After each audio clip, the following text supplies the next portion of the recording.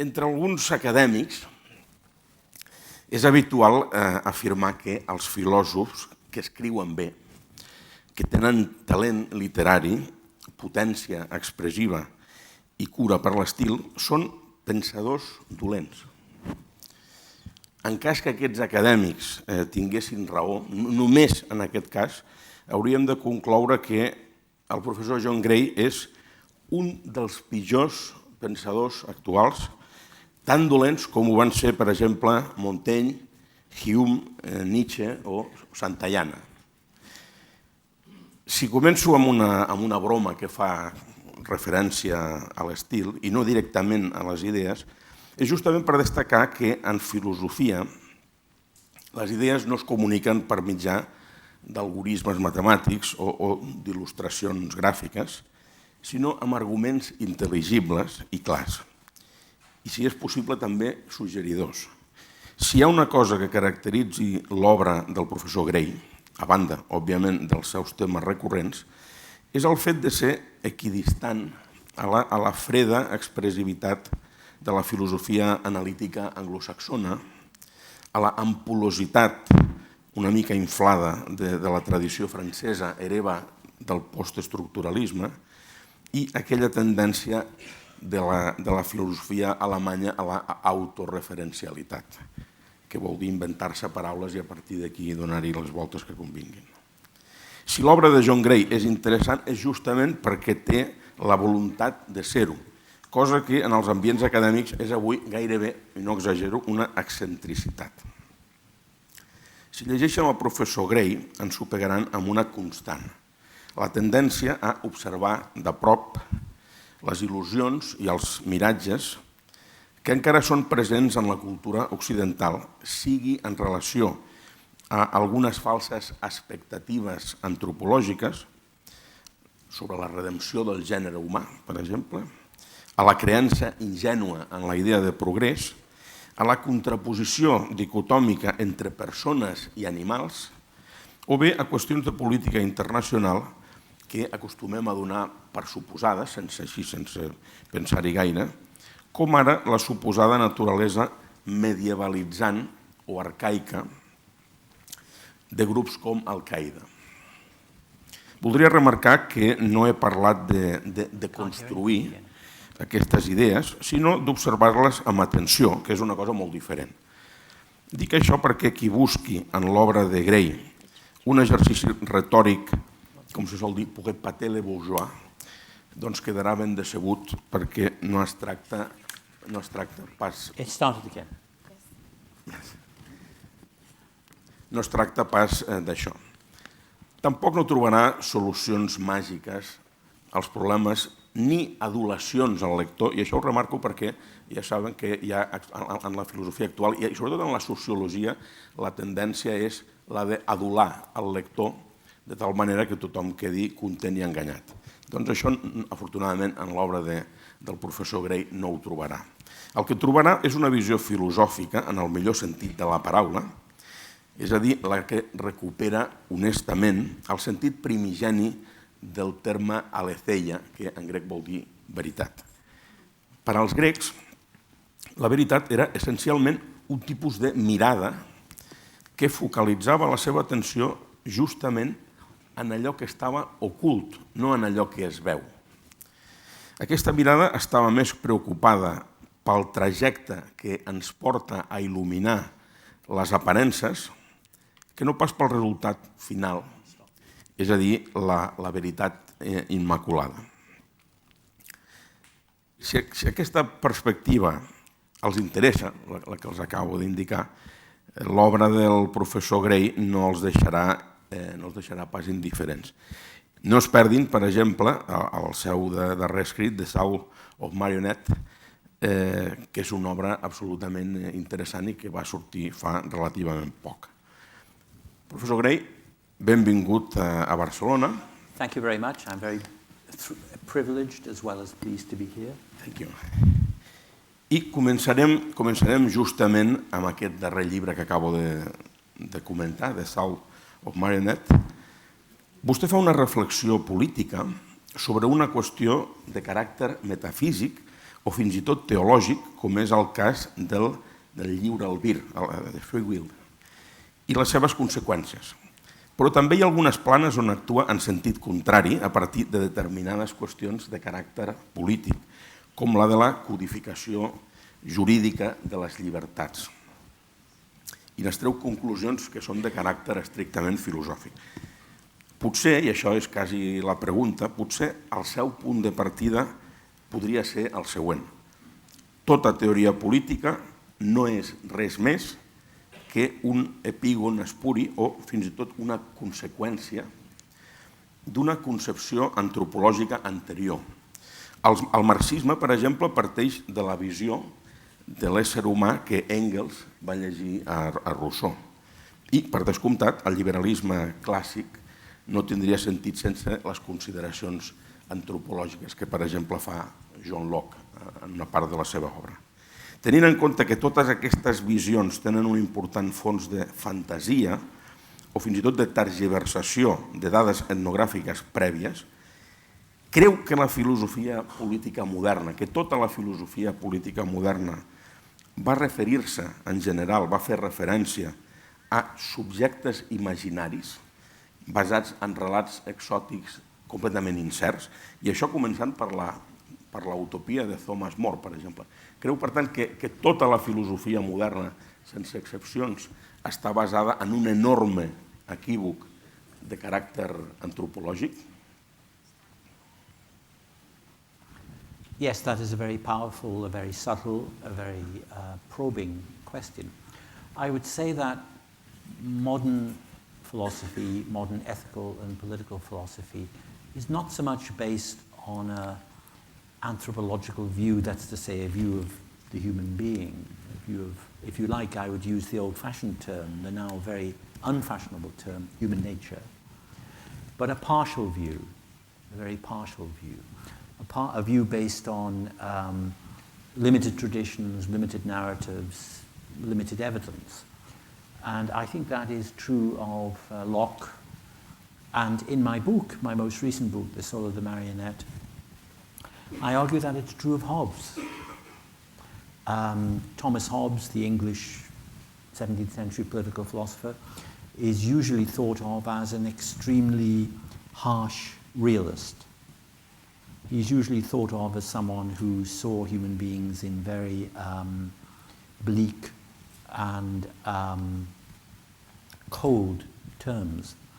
And I discuss Hobbes in my book by reference to a recent masterpiece by a scholar on the Aztec, called The Aztecs and Interpretation, by this woman, Inga Clendingen, has mastered the Aztec texts. She's soaked herself in Aztec culture, and she presents an interpretation of them which calls into question many of the most, or some of the most fundamental elements, even of Hobbes's political philosophy, which is, if you like, a very strong and pure form of early Enlightenment rationalism.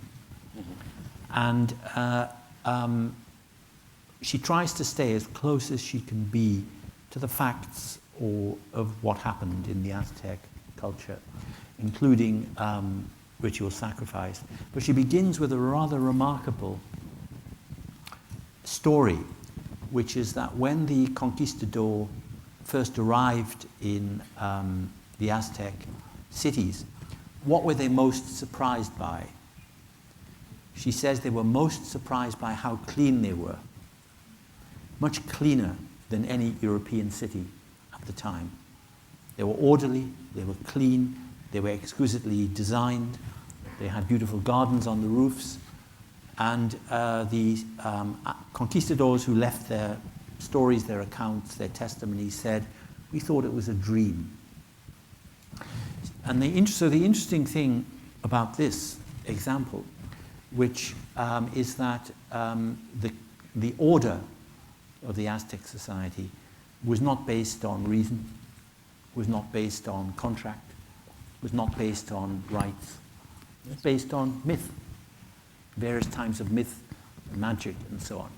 So the way I try to proceed in my work is to look at different periods of history, even Western history, and look at some scholarly works on remote civilizations, but which are human civilizations. The Aztecs were human.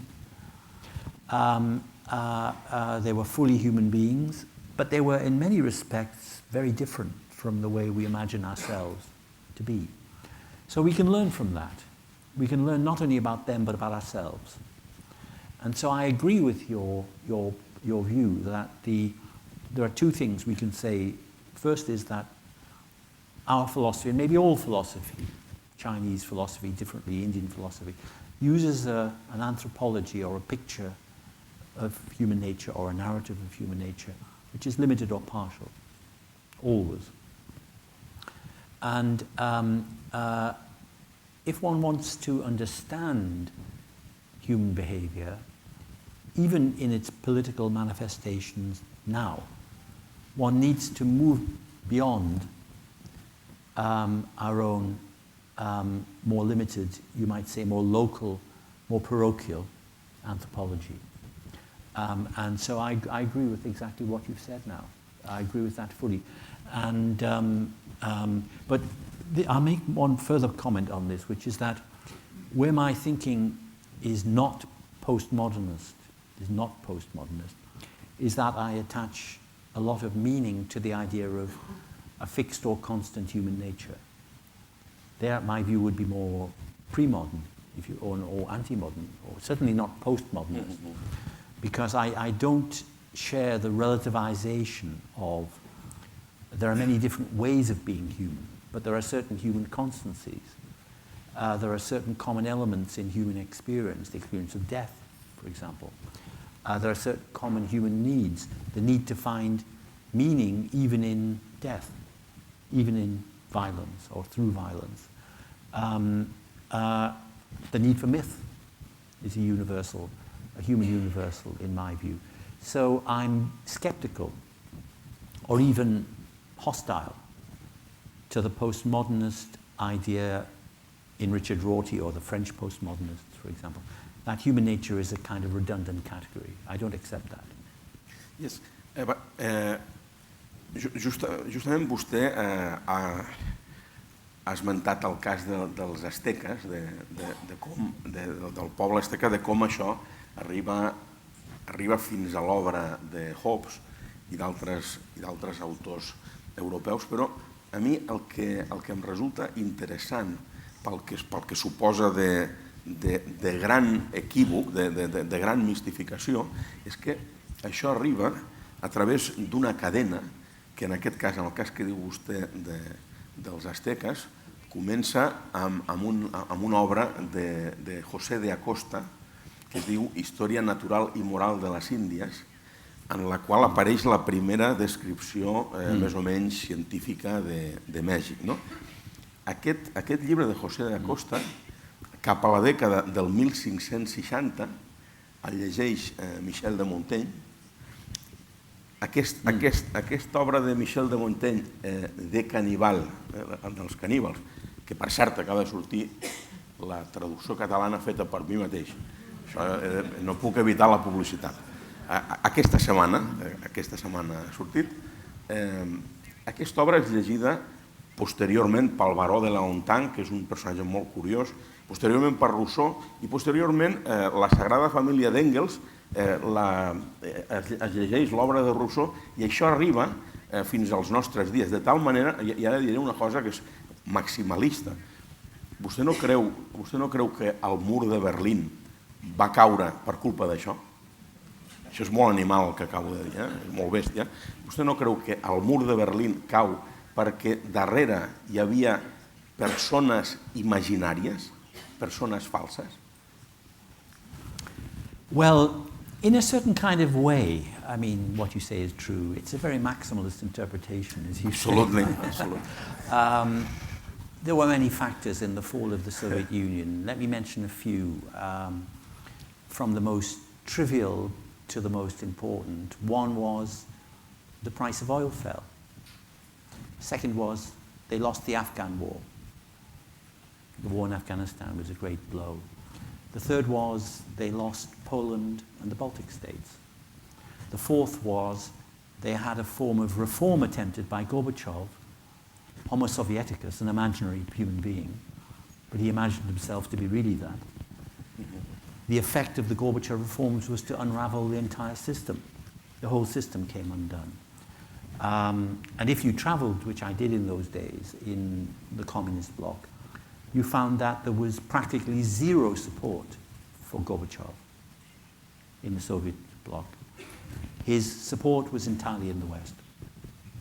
So I thought, even by about 1985, 86, 87, that it would end in a collapse. That actually his reforms were unachievable, that it would destroy the system. Partly because Homo Sovieticus was imaginary. In what sense was it imaginary? Well, what were the factors? The real factors that destroyed the Soviet Union were religion and nationalism.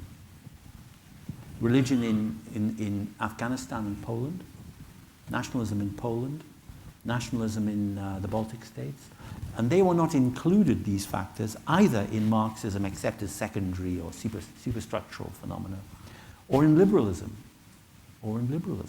either, because they were thought to be, again, sort of secondary phenomena. So I think it is true that the biggest events in the 20th century and the 21st century challenged the Western anthropology. If the Western anthropology of Locke or Hobbes or John Stuart Mill or even Rousseau, maybe, was essentially true, can we explain ISIS? ISIS? The main problem with ISIS is understanding it. Who anticipated it? Who anticipated even Al-Qaeda? What do they want? What do they believe? It's an almost, it produces, I think the phenomenon of ISIS produces what the psychologists call cognitive dissonance. That's to say, to try to understand. After all, I'm old enough, maybe you will be old enough, I don't know, to remember 30 years ago when the theory of secularization was accepted, almost by everybody, in Marxist forms, liberal forms, postmodernist forms. Almost everybody believed that religion was going to shrink in the world to becoming a kind of private preference. In other words, religion would not be important in war. It is important in war. It would not be important in politics. In many countries it is important. And there would not be new religious states founded. Now ISIS is a new religious state. Different from Al-Qaeda because Al-Qaeda didn't try to found states. They were more like an anarchical phenomenon, but ISIS does. So it's something which doesn't fit into, it's a phenomenon that doesn't fit into the anthropology that we've accepted. And I think the mental adjustment which is required is maybe too great for the West. I'm not sure it can be understood because the mistakes that the West makes over and over and over again. The mistake of Iraq was followed by the mistake in Libya. The mistake in Libya has been followed by many mistakes in Syria. It seems that these mistakes are not mistakes, it's a kind of pathology. Yes. I lived in America for a while when the Iraq War was being discussed, before it was actually waged. And I remember vividly being told by someone at a right-wing think tank, they said, 5 years after the start of the war, the Iraqis will be reading the stock market prices in the Wall Street Journal. Not exactly, is it? So their idea was essentially that Iraq was a country where the underlying anthropology was that of North America. Very different, it turned out. Yes, absolutely. Bé, ara vostè parlava ha esmentat la qüestió de la religió, que en la seva obra jo crec que té un paper molt important.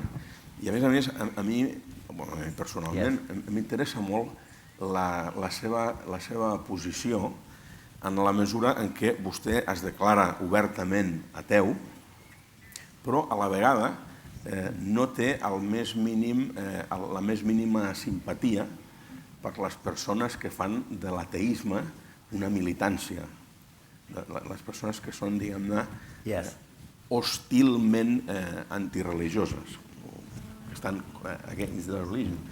A mi aquesta postura seva jo la trobo molt interessant, i el que m'agradaria preguntar-li sobre la qüestió de la religió és, a dia d'avui, vostè no creu que nosaltres hem arribat a idealitzar l'ateisme, la fe que tenia una persona com Maquiavel, que molt probablement, almenys llegint els discorsi, Maquiavel no sembla una persona gaire religiosa, però en canvi defensa la religió. I la defensa per dues raons. Una, per la seva capacitat de donar consol a nivell personal, a nivell íntim, i d'altra banda perquè té una funció col·lectiva important. És a dir, vostè creu que avui, sense ser uns cínics, perquè això podria ser una mena de cinisme postmodern, sense arribar al cinisme, es pot arribar a defensar la religió en la mesura que atorga un consol, jo diria que evident, si més no per molta gent, i en la mesura que permet aglutinar persones en comunitats, en un sentit polític. I'm suspicious of that kind of pragmatic or utilitarian argument for religion. I would put it in my position is a bit different from that. My view is that the categories of religious thinking, and particularly anthropological categories, are reproduced in secular thinking. In one of my books I said, secular thought is repressed religion. Most of the forms of secular thought in the West have... The New Age, for example? Marxism, liberalism, even aspects of positivism. And of course the positivists deliberately attempted to construct a new religion, a new church. And even in Brazil, there are still positivist churches, even now. They worship humanity instead of God, which I don't think is an advance. But my main argument is that many of the myths, particularly of Christianity, have been reproduced in secular thought. So, for example, the idea that human history as a whole has some kind of meaning or significance is not found in ancient Greece or ancient Rome, pre-Christian Greece or Rome. It's not found in India or China. It's essentially the idea that there is a kind of universal human history which is in some sense redemptive, meaningful. That history is a moral drama is a Christian idea, and partly a Jewish idea as well, of course. But it's not, it's an idea which is repeated throughout modern thought. Most modern thinking repeats this idea or reiterates this idea. And that serves as a kind of meaning-creating myth for many people. I've spoken to many liberals, humanists, Marxists, secular thinkers who say they have no myths, they reject mythical thinking, they're rationalists.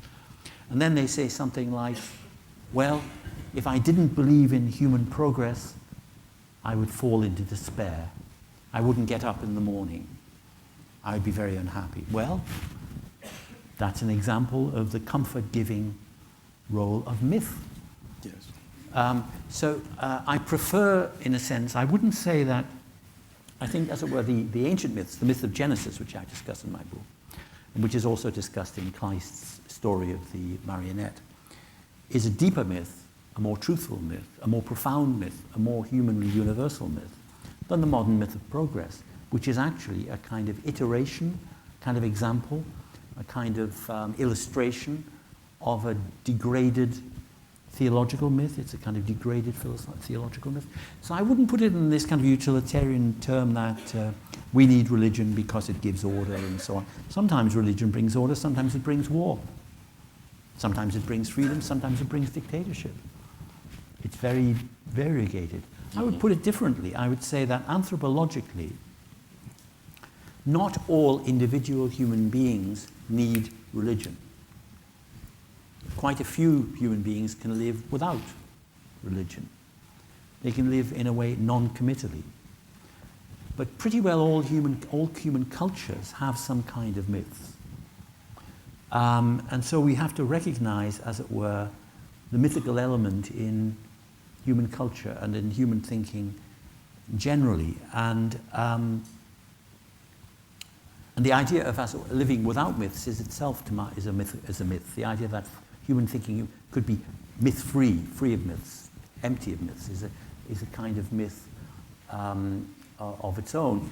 Kolakowski, who I knew well, wrote a very interesting book called The Polish Thinker, Leszek Kolakowski, The Presence of Myth.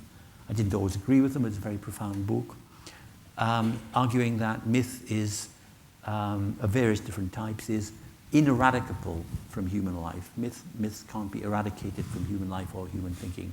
And I tend to share that view. I'm sometimes asked, what religious views do I have myself? And I reply there that, as far as I know, I don't have any religious beliefs or views, but one never knows. And the reason for that is I don't think of, you mentioned that I am very hostile, very critical to the evangelistic creed of atheism. I am. And one of the reasons of that is that these atheists think of religion as a set of propositions or arguments or even theories. It's kind of nonsense. I think of religion as a much more complex body of practices and symbols. An example, by the way, is who you mentioned at the start of when you were talking about me, someone who thought about religion in a very similar way that I do was George Santayana. Yes. He was an atheist. He was a disciple of Lucretius. But unlike Lucretius, he was friendly to religion, particularly to Catholicism, actually, although he had no Catholic beliefs at all, none. He was in his last words, when he was dying at the age of 90, he died in a nunnery, not because it was religious, but because he liked to live there. His last words were that he had not altered his views at all. He did not convert at the end of his life. He died an atheist. But he was favourable to religion. So the idea that an atheist, you see, I think one has to distinguish between atheism, which is a view which doesn't find any use for the monotheist, let's say, the idea of God, from humanism or secularism or rationalism. There are many different types of atheism. In fact, my next book, which I've started working on, is on different types of atheism. Santayana's atheism, Nietzsche's atheism is not mentioned. Nowadays, atheists, nearly all atheists in Europe and America, support some kind of liberal values. But historically, as you know, that was not true. Nietzsche hated Christianity because he hated liberalism. Lenin hated liberalism and Christianity. There have been Marat, the French fascistic thinker, was an atheist, but he supported religion in an authoritarian version of Catholicism for these pragmatic or utilitarian arguments. So there are many, many different possibilities here. So I think an atheist can be friendly to religion, an atheist can be critical of religion. For example, I'm very critical of many aspects of Christianity, its obsession with sexuality, its negative and repressive attitudes in those and other respects. But at the same time, I think Christianity and Judaism have shaped Europe, have shaped our moral traditions in many ways. If you eliminate them, what is left? There is the Greek and the Roman inheritance, but the Greek and the Roman inheritance is not terribly liberal. There's not much of liberalism in ancient Greek and Roman thought. So I think we just have to be much more open-minded on this. Let me give you an example of what I say as kind of open-mindedness. I was asked by the priest in the main Anglican cathedral in Dublin if I would give the sermon. I said, well, you know, I'm an atheist. He said, I know that. So I said, do you want to know what I will say? He said, no, say what you like. So I went. It was a beautiful service, beautiful, very what we call high Anglican, more ceremonial than Catholicism, more almost like Russian Orthodox. If you've ever seen it, it's very beautiful. At no point did he ever ask me what I was going to say. And I thought, would some kind of atheist group permit me this kind of freedom? I don't think so. Let me give you a different example. There was a modern 20th century Welsh poet called R.S. Thomas, very good poet, but he was also a priest. He was an Anglican priest in Wales. In one of his poems he says, I'm rather tired of reading the Bible. I'm getting fed up with it. I prefer to read the American poet Wallace Stevens. I love Wallace Stevens, by the way, who was an atheist. Now, I wonder how many atheists would Dawkins say, I'm rather tired of reading Darwin. I think I'll read Pascal. I would have immense respect for him if he said that, but he won't. So some, I don't mean many, there are terrible fundamentalists, Christian and others, terrible fundamentalists, terribly repressive people. All of the churches are divided now about gay sexuality, about euthanasia, about abortion. They're all divided. And religion can be extremely destructive and violent and harmful. But the reason it's destructive and violent and harmful is that human beings are destructive and violent and harmful. Whatever they believe in, they tend to inflict violence on others, whether it be religion or some secular theory, communism or nationalism. Yes. One of the things that distinguishes human beings from other animals is that they're willing to kill and die for beliefs. Mm-hmm. And that's not true of any other animal. So I think the kind of position I want to adopt is one of much greater openness. In my book that you mentioned, I mention the phrase that comes from the English poet John Keats, which he talks about negative capability. Negative capability, he says, means living in mysteries, living in doubts, living in uncertainties, without the irritable itch for fact or certainty. Not classical skepticism so much, not classical skepticism, but a kind of willingness to remain open. I think that's not to allow our thought to kind of congeal, to turn into a narrow set of beliefs or disbeliefs. Bé, en la seva molt ben estructurada resposta s'han anat barrejant un seguit de qüestions que ara m'agradaria reprendre en forma de pregunta. No? Partint d'una qüestió que anava de l'antropologia, hem passat per la religió i després per la idea de progrés. És a dir, s'han anat lligant aquestes tres qüestions. No?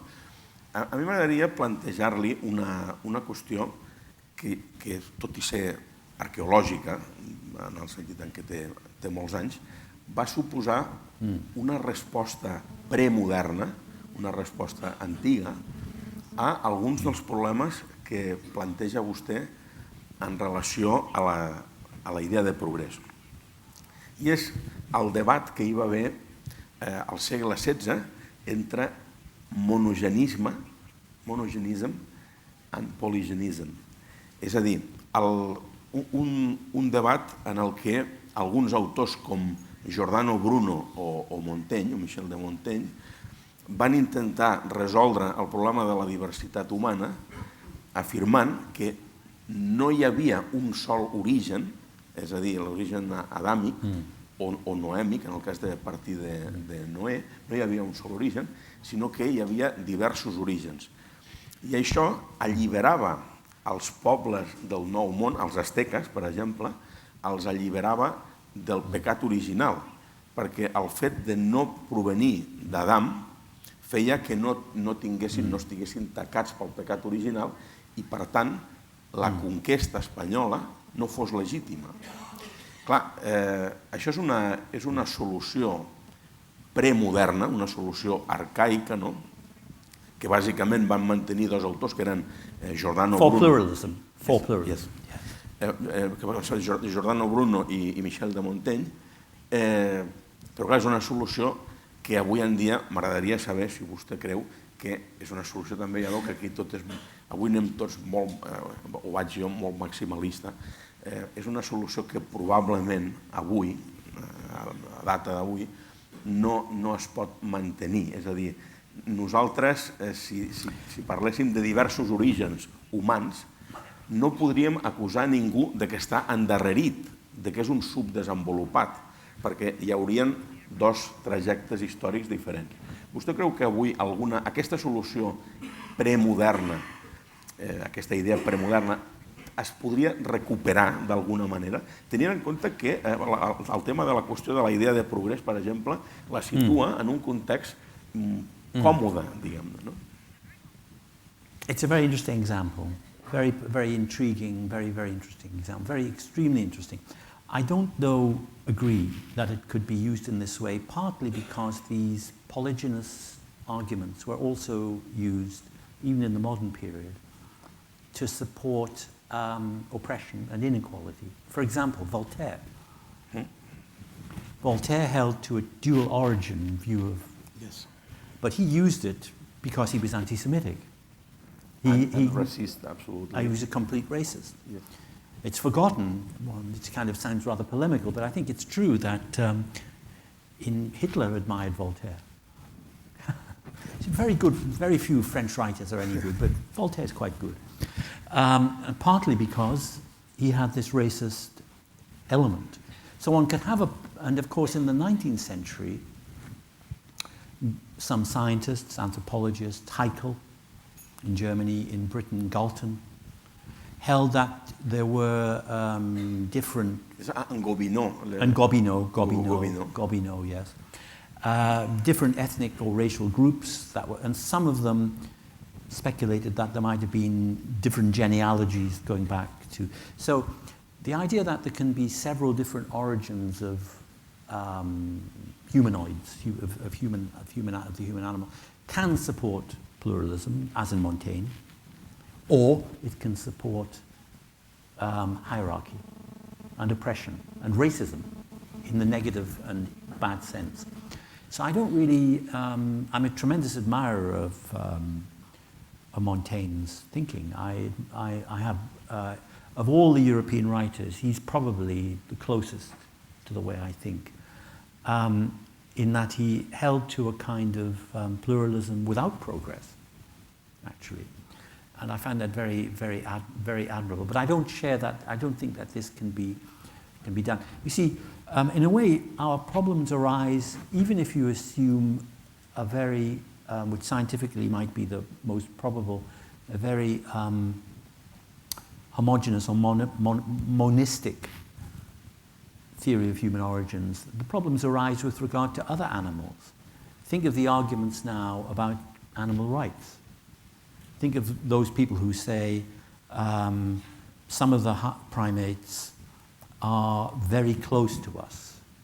And I tend to think that there's I tend to think that there are non-human cultures. And I think this view is becoming more and more accepted. And it's not even a new view, because after all, in Aristotle talks about ethics among the dolphins. He talks about virtues among dolphins. Dolphins help each other and so on. So the idea that ethics or morality is unique to humans is not universal even in ancient thought. Even in ancient. So I think some of these questions arise now. Now I'm a skeptic about rights theory, so I'm not particularly strong. I don't strongly hold to the idea of animal rights, because I don't strongly hold to the idea of human rights either, except as a kind of useful fiction in some countries. But I also think they can be harmful. But I think many of the questions you talk about arise in the relations of humans to other animals. So we don't need to have this kind of theory of plural origins. And as I also mentioned, I'm just repeating myself now a little bit, the theory of plural origins can support very repressive results, as it did in Voltaire. Yes, suposo que recorda, jo diria que és en relació al que estava dient, el penúltim, crec, perquè l'últim va ser un altre, publicat l'any 92 o 93, el penúltim llibre que va publicar Claude Lévi-Strauss, que es deia Histoire de Lynch, història de Lynch. En aquest llibre, Lévi-Strauss deia la frase més forta, utilitzava aquesta paraula, que s'ha escrit mai en tota la història de la filosofia, la va dir Michel de Montaigne, tot just referint-se a aquesta qüestió. És una frase que, a més, és molt difícil de... per una preposició és molt difícil de traduir, que diu estem incomunicats en l'ésser.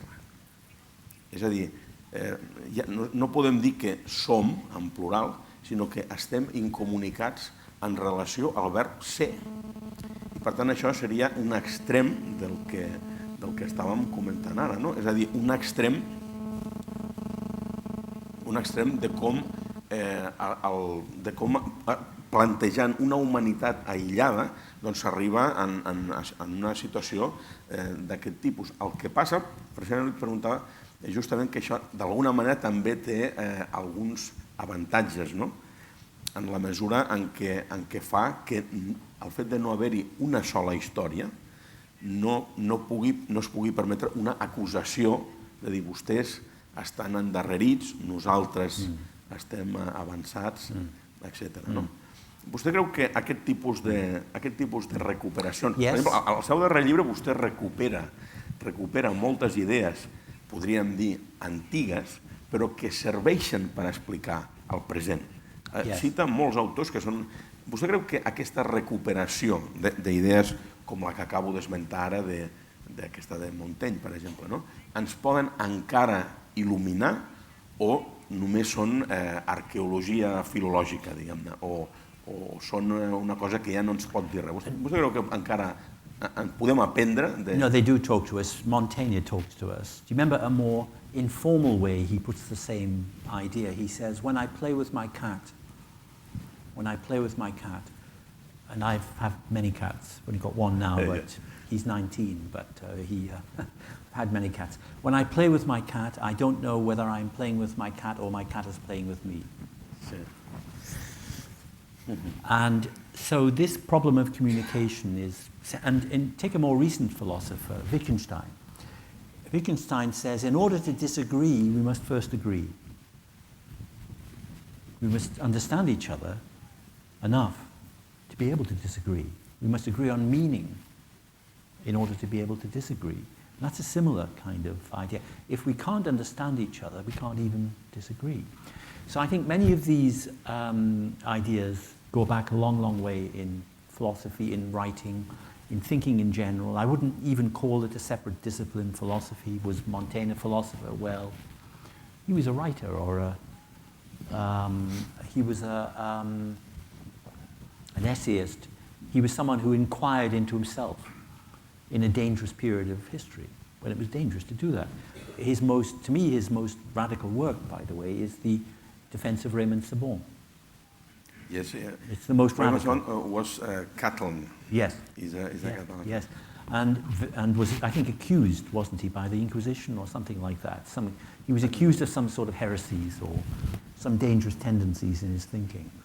And from a rather radically skeptical Pyrrhonian, after the Greek philosopher Pyrrho, Montaigne defended his friend against these arguments. And that, I think, is some of Montaigne's most radical thoughts are in that long, it's the longest thing he wrote, that long defense. So all of these ancient writers, most of the ones I quote are from European or Western civilization, but, excuse me, Western traditions, but that's partly because they're more widely translated. I've quoted some from Chinese traditions as well. They speak to us, I think, very clearly in some ways, and they speak to us maybe more interestingly and more usefully than the more modern writers. Because the more modern writers, I mean 20th century writers, many of them, philosophers particularly, are unconsciously trapped in their thinking in the myths of the time. The people in recent years, 20th century writers I've learned the most from have either been novelists or poets, like Wallace Stevens, not philosophers. The philosophers I've learned the most from have been relatively marginal, like Santayana, who had no disciples. I was influenced somewhat, to some extent, by the English conservative philosopher Michael Oakeshott, and also by Isaiah Berlin. And these were philosophers. If you talk to a professional philosopher, these would be very marginal figures. The main figures would be people like Russell or Wittgenstein or C.S. Peirce in America. These are marginal figures in philosophy, but they're the ones I've learned the most from. And earlier writers, as you say, like Montaigne. So that's why, it's one important reason why my recent books have been written in the way that they are written. Most of the sections or chapters start with a thinker or a writer or a text. Sometimes a fiction writer, Bruno Schulz, sometimes a writer who's famous as a poet, Giacomo Leopardi, but in fact wrote a lot of philosophy and philology and history even, and try and show how directly relevant these, if you like, distant voices are to us. More relevant maybe than things that are being written now. Because our situation is not the situation for which the prevailing type of thinking has prepared us. The situation we face where there is something like ISIS, which is not only different. Remember, the kind of position which I take about that is ISIS is very different, very hard to understand, but it is attacking us. It is attacking us. So we can't just take the view, well, it's different, we should just accept it. It regards itself as our enemy. So we have to defend ourselves. And the more we understand it, we can struggle to understand it. We might understand it by reading what Machiavelli says about religion, or even better, what Montaigne says about religion, or how religion worked among the Aztecs.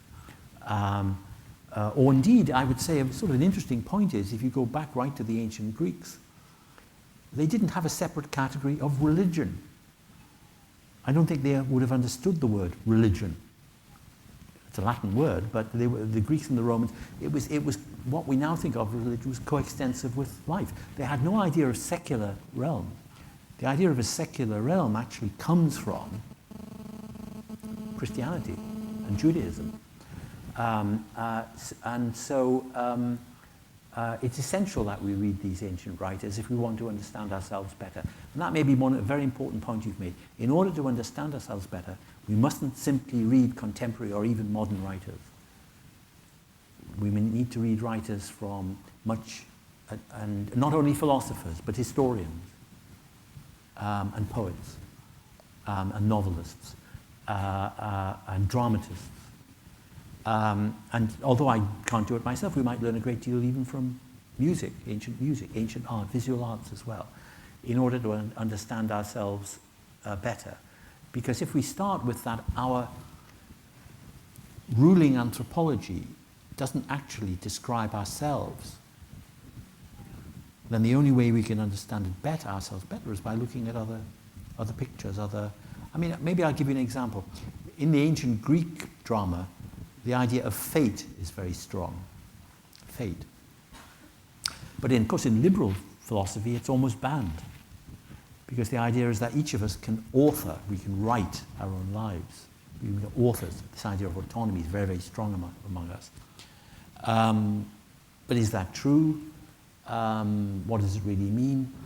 The only example not the only example, one of the best examples I've come across of the use of the word fate, or a German version of it, is in Freud.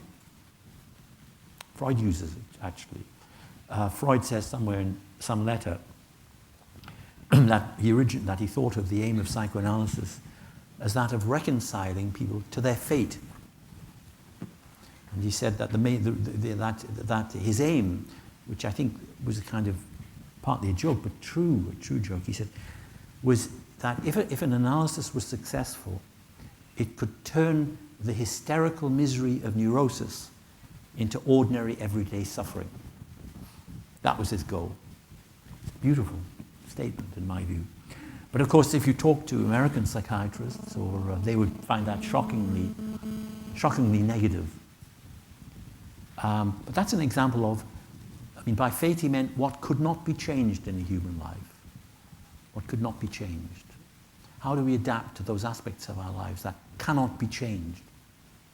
Many aspects of our lives cannot be changed. Do we accept them, or do we resist them? Do we rebel against them? Do we accept that they cannot be changed, but still defy them? Still defy them. Which is a kind of a position that he did himself, actually, to some extent. Still defy. And so I think in that respect, recovering, if you like, ancient or pre-modern concepts can be very illuminating and even liberating. I seguint amb aquestes figures que de vegades són figures menors, no? Però que podem recuperar, i tornant al tema de la idea de progrés com la gran il·lusió, no? D'alguna manera, que guia la cultura occidental des de molt abans de la il·lustració, des de la modernitat. Jo crec que una obra d'un autor, podríem dir menor no en un sentit despectiu, menor, per entendre, per exemple, un cert estat d'ànim sobre el progrés, és la famosíssima obra de Mary Shelley, de Frankenstein. Yes, I agree. Frankenstein per dues raons, no? Perquè Frankenstein, l'obra, recull tota una tradició que va des del gènesi bíblic, és a dir, des de la idea de que la conèixer o transgredir, anar més enllà del que podem saber, porta a la destrucció, i després passa pel doctor Faust, pel Faust de Christopher Marlowe, i per mort. És a dir, aquest llibre... El Golem. El Golem. Aquest llibre atravessa tota una tradició, i per tant, només per això ja és molt important, però a més, aquest llibre, d'alguna manera, aquest llibre ens suggereix alguna de les pors que tenim ara. El Frankenstein de la Mary Shelley es va escriure l'estiu que no va fer calor. És a dir, molt abans del canvi climàtic, hi va haver un any, el 1816, que es coneix com l'any sense estiu. Sense estiu en el sentit literal de la paraula, és a dir, que el mes de juliol continuava nevant i la Mary Shelley i els seus amics que estaven a Suïssa, en un llac, a la vora d'un llac, doncs van haver d'estar refugiats allà i es van dedicar a escriure, no? Vostè no creu que aquesta història, és a dir, la història de que vostè creu que hi ha alguna relació entre escriure una obra sobre la transgressió que suposa la ciència en un any que no hi va haver estiu? Vostè creu que això és una pregunta malintencionada? És una pregunta malintencionada. No, it's a very good question. Vostè creu que hi ha alguna relació amb això?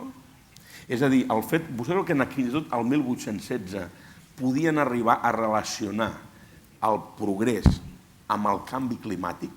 Well, I tried a different question, but I tried to find out whether Shelley and Mary Shelley and Leopardi knew each other.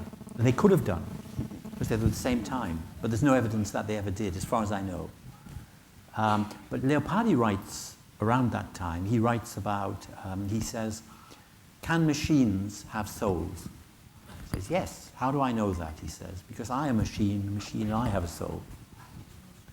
Can beasts have souls? Yes, because I'm a beast. I'm a thinking beast. I have souls. So he doesn't pursue this brilliant experiment that Mary Shelley did in Frankenstein, but also in her other book, The Last Man. She has another book called about the last human being, of imagining humanity creating another living species like itself. She uses, as you say, the earlier myths, the myth of Golem, going all the way back to earlier ideas, but she puts it in the form of, she puts this experiment in the form of modern science. And in my most recent book, The Soul of the Marionette, I developed some thoughts from that example of Mary Shelley's, which I mentioned, without mentioning the wonderful example you've just given, that it was done in a summer where there was snow, not sun. So there was a kind of interruption in the order of nature. Yes. I say, I think it's a mistake, very fundamental mistake, to imagine that human beings can create, through science, a higher version of themselves. Why is it a mistake? Well, the basic mistake is that we don't understand ourselves well enough to understand what's wrong with us. We don't understand ourselves well enough to be able to design a higher version of ourselves. I tend to agree. Remember what Karl Kraus said about the Superman, Nietzsche's Superman. He was asked, what do you think of the Superman? He said, oh, it's a ridiculous idea. He said, I'll talk about the Supermen when there are more normal human beings in the world. Not until then. We don't understand ourselves well enough to be able to design a higher version of ourselves. We don't understand our own psychology. Or to put it more simply, higher versions of humanity are always created by the existing human beings. So they're created to serve the values, the dreams, the illusions, the myths, the fantasies of existing humanity. So if the fantasy is to conquer the world, then the higher version of the species will be a higher version of a soldier. The fantasy now is to be thin. Everyone wants to be thin. So the fantasy version would be someone who's perpetually thin. People want to live for a very long time, ideally forever, maybe to be thin forever. So they invent, and there are people in Silicon Valley who are working on this, which are quite genuinely spending a lot of money. There are people who actually organize their lives, famous scientists, among others, in order to achieve this, who spend $2,000 a day, if they're rich enough, on various kinds of vitamins and scientific preparations which they take every day so that they can live longer and longer and longer. It's been forgotten, for example, that among the ancient Greeks, immortality could be considered a curse. That the ancient Greek gods who were immortal envied humans because humans died.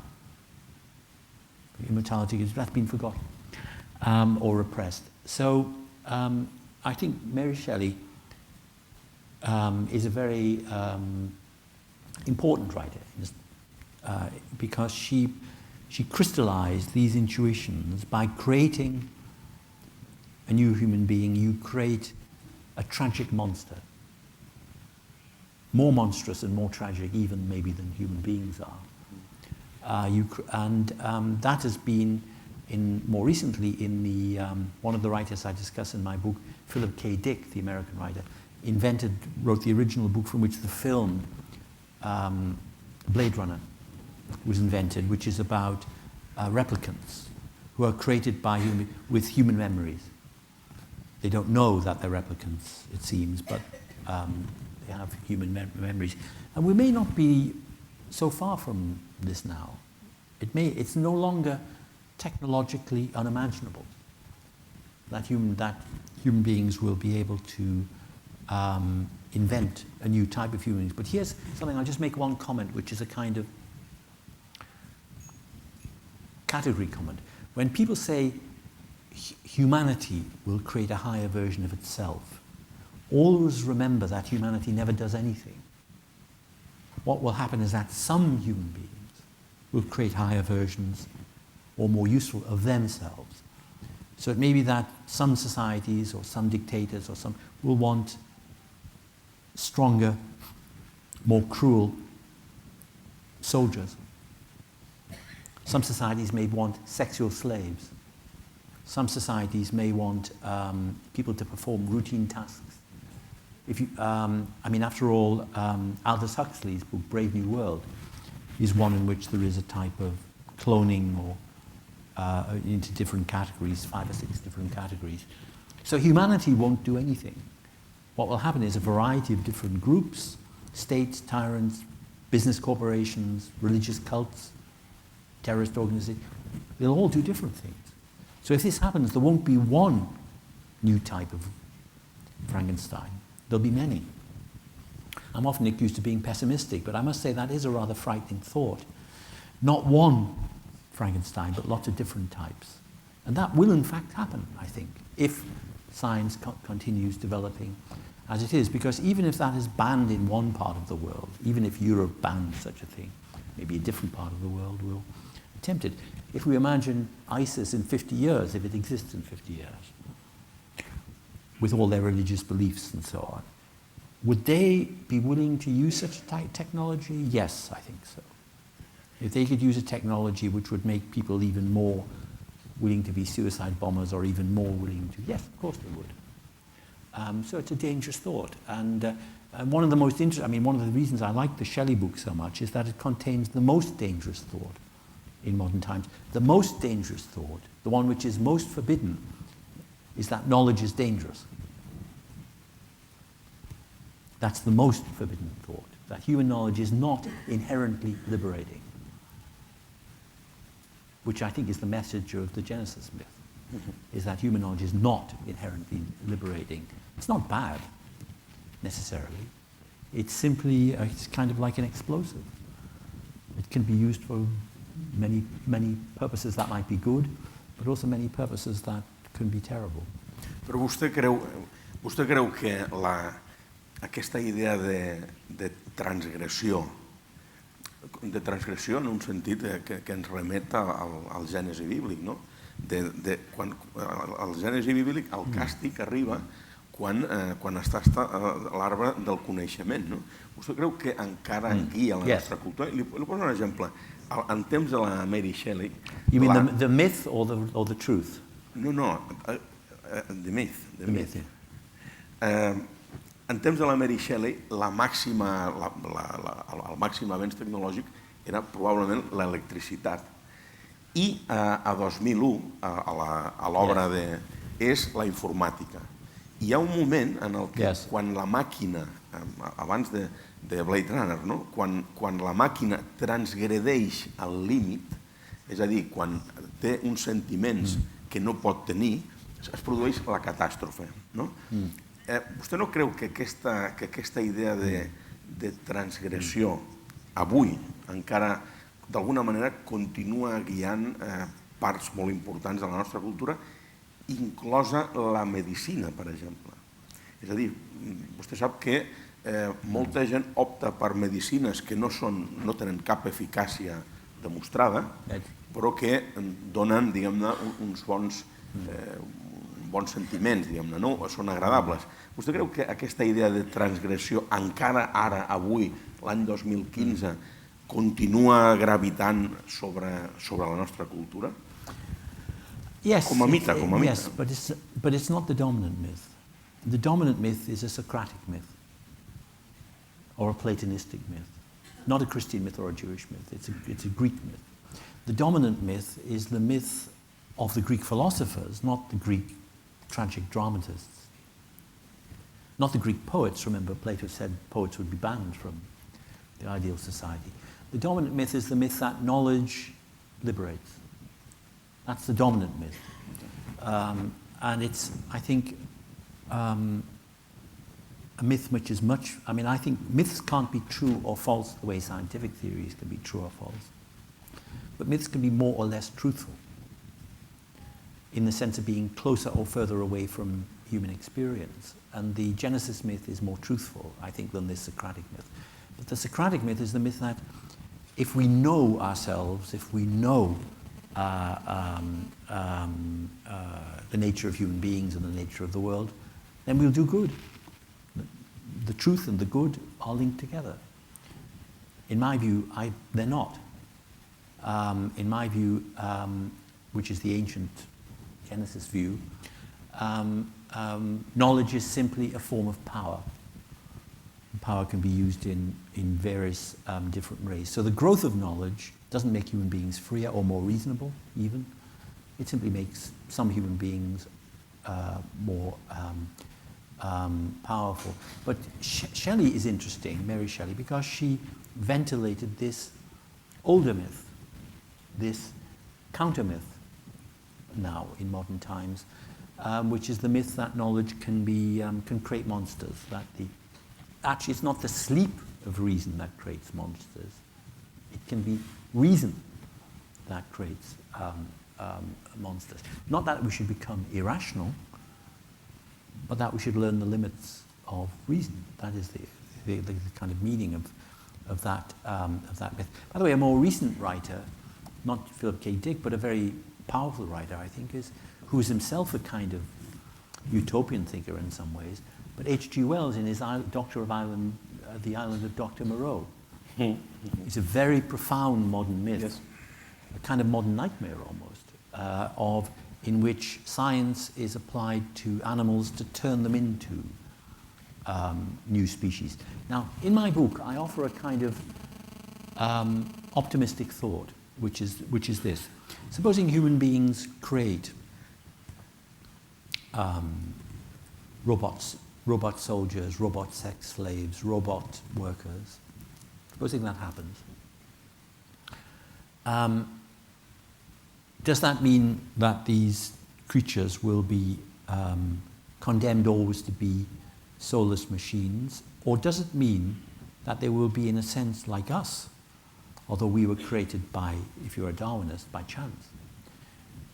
That from the imperfections and flaws in the machine, they will develop a soul, which is, of course, what happens in Blade Runner.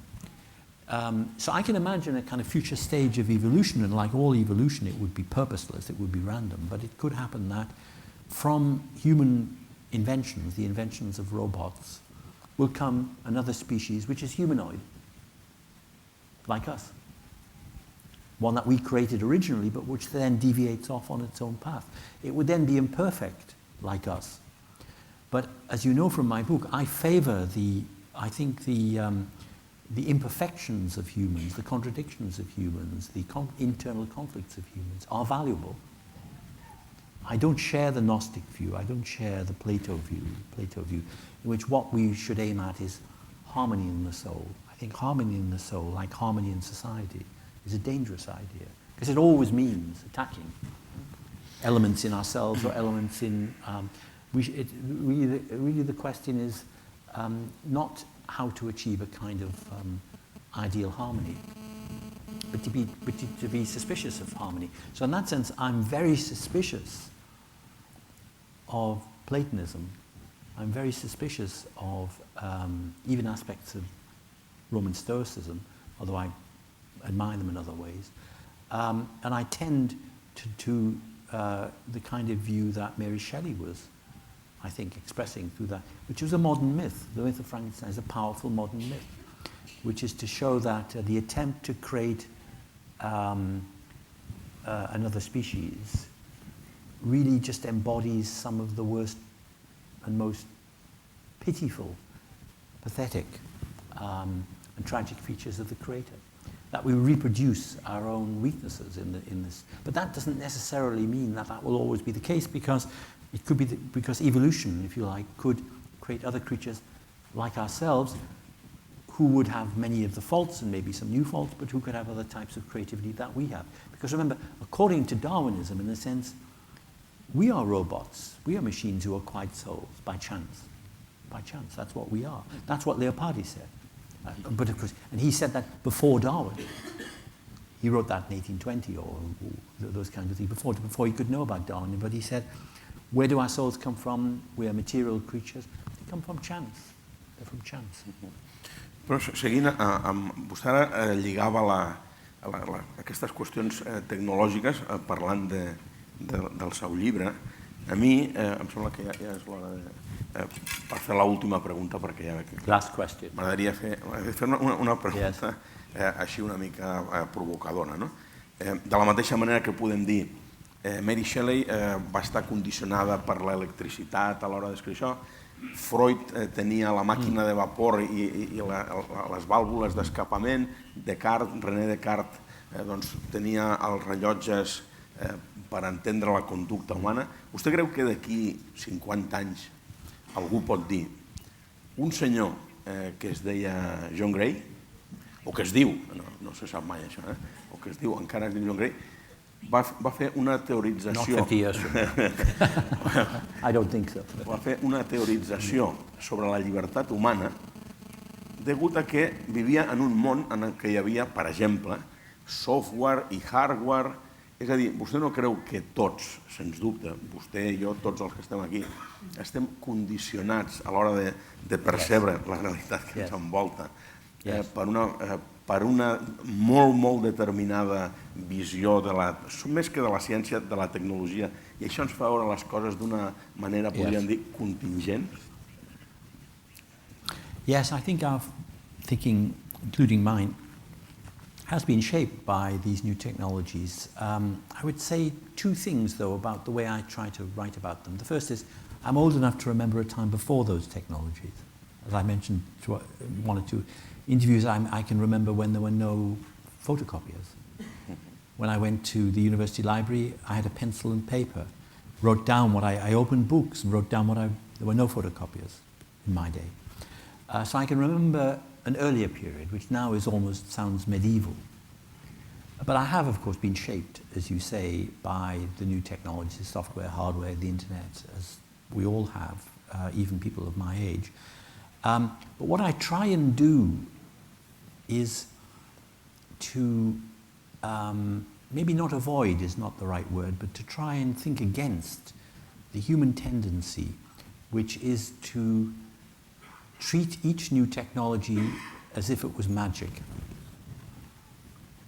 There's a strong tendency in the last 200 years where every new technology is given magical powers. And I can remember this in my own life. For example, people said, when we have video recorders, there will be no more massacres. No one would allow a massacre.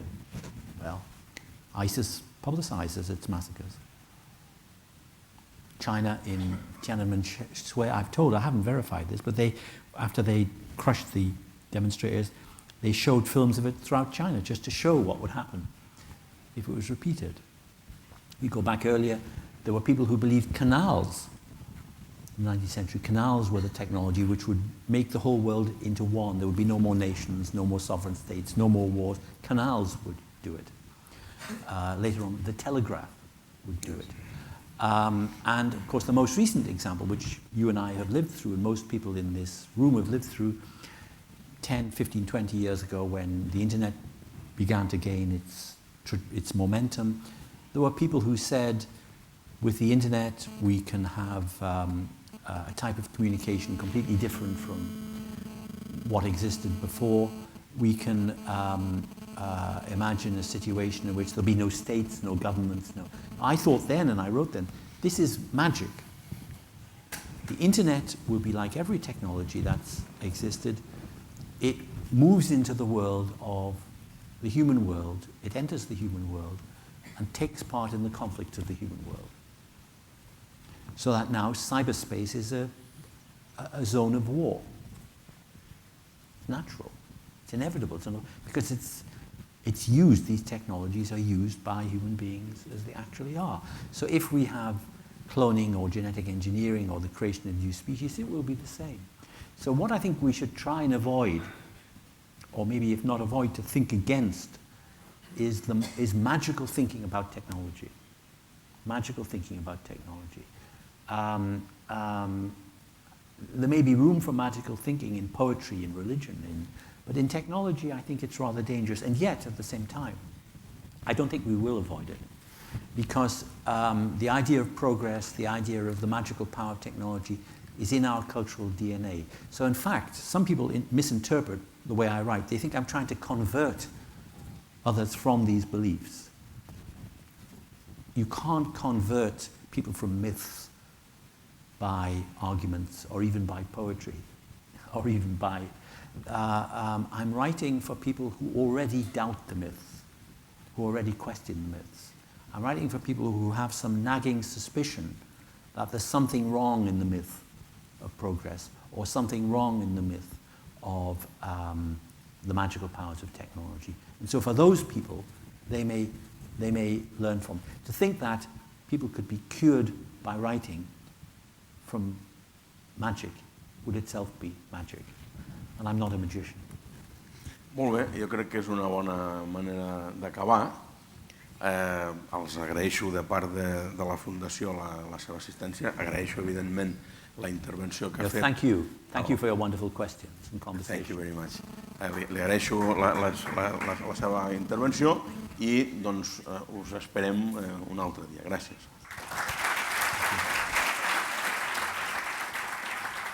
Thank you very much. Thank you very much. Very good comment.